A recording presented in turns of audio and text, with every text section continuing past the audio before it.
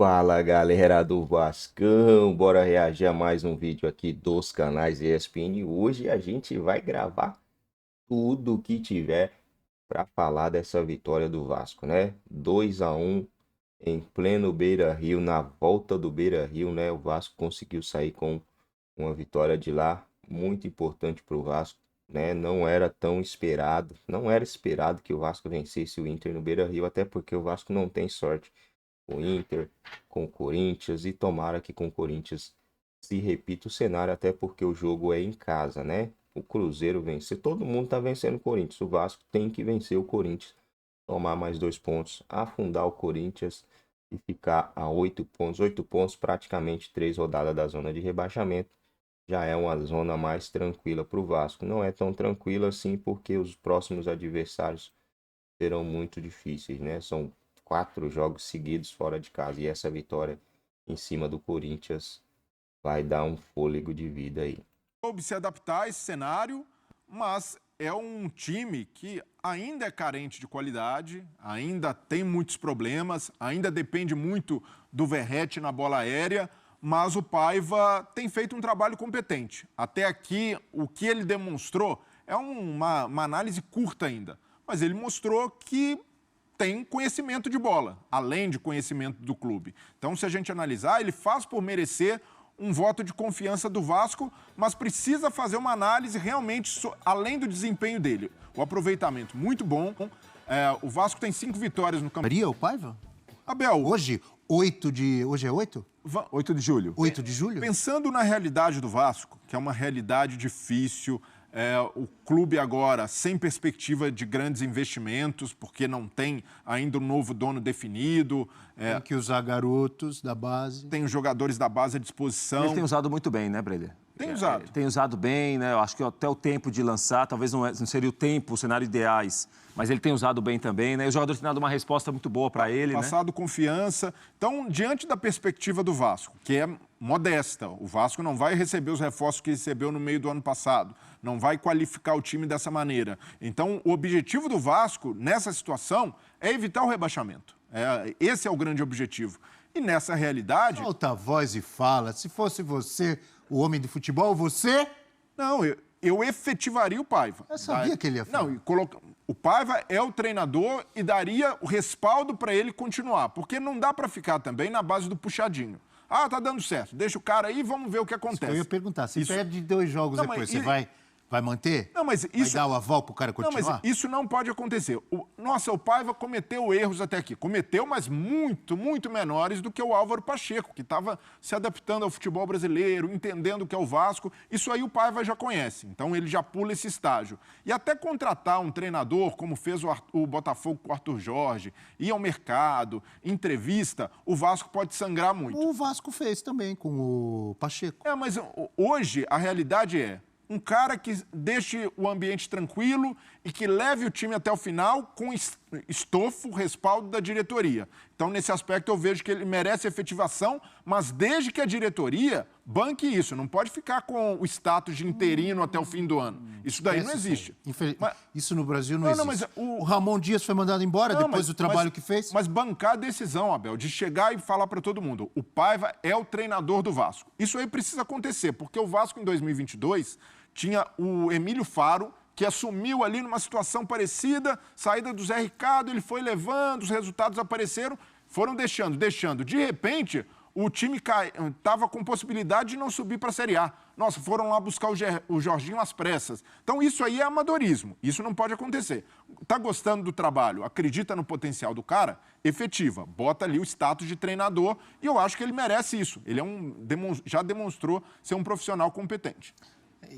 Rafael Prats, Internacional e Vasco. Uma grande vitória do Vasco, até por tudo que o Breler explicava, né? O jogo tinha um simbolismo para o Internacional muito grande, né? Voltar ao Beira-Rio, um público muito bom compareceu ao Beira-Rio ontem, né? E claro que você olha, qual time que vai enfrentar o Inter na volta do Inter ao Beira-Rio? Era o Vasco. E isso trouxe para o jogo, obviamente, um tipo de componente emocional, um ingrediente para a partida, que a gente também não pode tirar do contexto. Eu acho que até isso deu ao Vasco uma vitória ainda maior. Sim. Uma vitória ainda mais gigante ao Vasco no Beira-Rio. Muito importante, obviamente, ganhar o primeiro jogo fora de casa. Estou com o Breder, esses resultados, essas atuações do Vasco, competitivas, com mais segurança, os jogadores tendo mais noção de como cada um tem que fazer, o que cada um tem que fazer no campo. Tudo isso para o Rafael Paiva é uma ótima notícia para estabilizar o trabalho, para ele ganhar também mais respeito, talvez até mais externo do que interno. Me parece que internamente ele é alguém que o Vasco olha e observa que tem muito potencial, mas talvez externamente não era tão conhecido, mas o time com ele tem dado respostas muito boas. Mudou a conversa de algumas semanas. A conversa com o Álvaro Pacheco era uma de desespero, tende a encontrar um ponto aqui, outro empate ali, uma vitória colar. Com o Paiva já está mudando a conversa, não pode perder os pés do chão.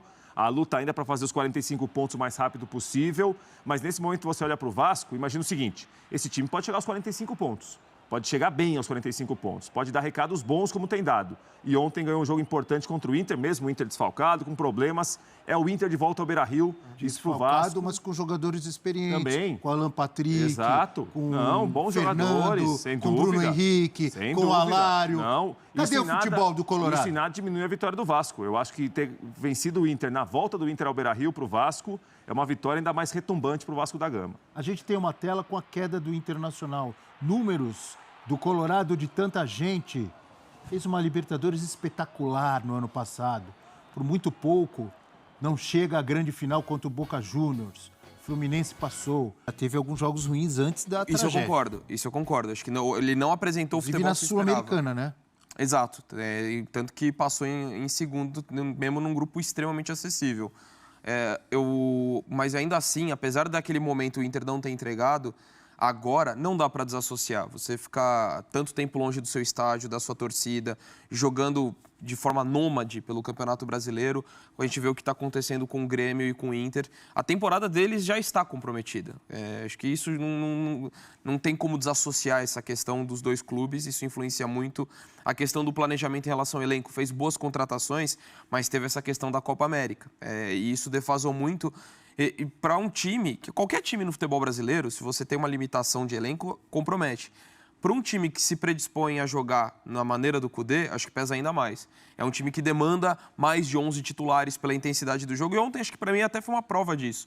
O primeiro tempo do Inter foi bom. Foi um time que teve volume, que teve a intensidade, mas depois caiu no segundo tempo. E aí o Vasco foi extremamente eficiente, mesmo com só 8 finalizações, conseguiu fazer os 2 gols. É merecedor da vitória de ontem, mas passa muito por conta dessa dificuldade do Inter, de tudo que aconteceu fora de campo e também das questões dos desfalques por lesão, por questão da Copa América, também rodando o elenco pensando em Copa do Brasil, isso acabou comprometendo também. Então, eu acho que o trabalho do Kudê está abaixo, pensando do que a gente...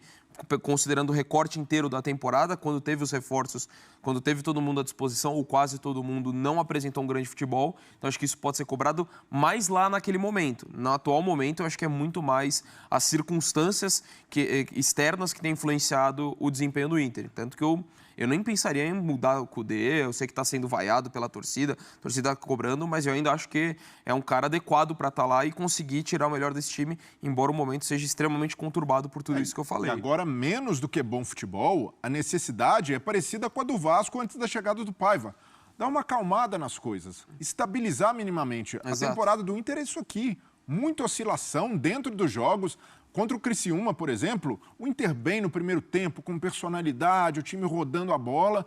No segundo tempo, baixa completamente a intensidade, o time vai se entregando. Então, ontem, já o primeiro tempo é que a coisa não consegue andar, poucas associações coletivas. No segundo tempo, com o Wesley, com o Wanderson, que o time se solta um pouco mais. Mas você sabe, Abel, eu sou um admirador do trabalho do Tchatcho Kudê, acredito muito... Ele jogou bola com ele ano passado. Jogou. E até ele é um técnico com potencial. Mas nesse momento precisa... Opa, peraí, vamos entender também. Tem a parte aqui que o Donk falou, a gente como um time itinerante, a dificuldade depois das enchentes, dificuldade com os desfalques do elenco na Copa América. Mas espera lá. O Inter precisa ser competitivo. O Inter precisa dar uma resposta urgente. E precisa na Copa do Brasil. Vai pegar o Juventude, que está com um time muito certinho. Juventude que eliminou o Inter no Campeonato Gaúcho, na base ali da intensidade, de um time que fecha espaços. E esse é o desafio que o Inter tem pela frente. E precisa lidar com isso da maneira que o desafio exige. Com muita entrega, às vezes até com menos futebol...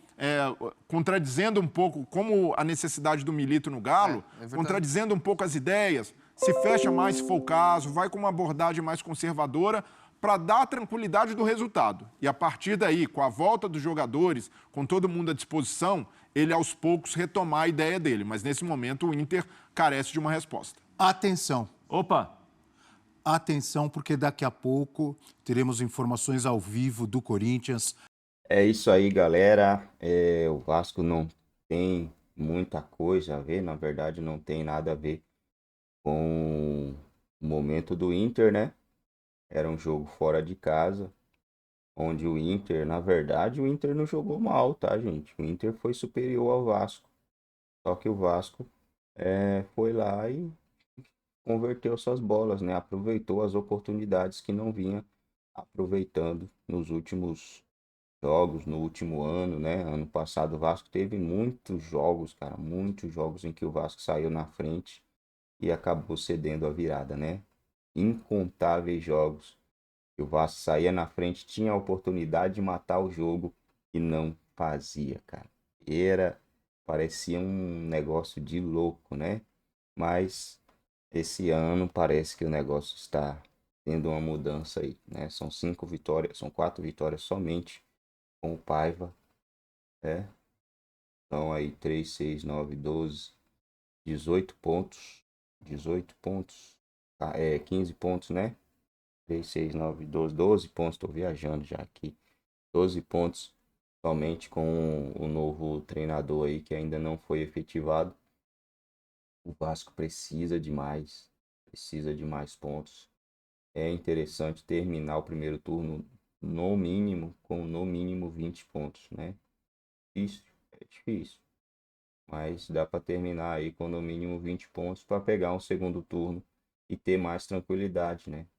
Tem que ter mais tranquilidade, vai pegar o Criciúma, o Vasco não venceu o Criciúma em casa, não venceu o Cruzeiro em casa, teve muitos jogos aí em casa que o Vasco não conseguiu somar pontos.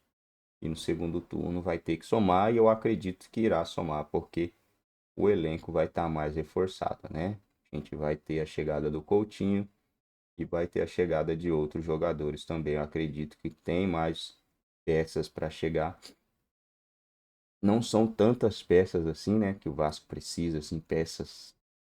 Assim, aquela peça. Precisar, precisa, né? Mas olhando para a realidade, eu acho que uns 4 jogadores ali já ajudaria bastante, né? É uma pena o Payet tá passando por essa fase. Uma pena mesmo. É um jogador, cara, excelente, né? Quando tá em campo, ele destrói. O Vasco também estava muito desfalcado. Então, desfalque por desfalque, os dois times estavam arrebentados, né? E por isso, o torcedor, a imprensa não cogitava uma vitória do Vasco diante do Inter. Mas o futebol brasileiro tem muito disso, né? Jogos que você não espera, acontece coisas. Goleada do Vasco para cima do São Paulo, por exemplo. Nem o mais otimista ali apostaria, né? Se fosse para apostar em alguma odd lá, 4 gols do Vasco em cima do São Paulo. Eu acho que tava pagando lá umas 50 vezes, né? Para quem fez esse tipo de aposta. Mas acredito que ninguém deve ter feito. Agora é vencer o Corinthians, né, galera?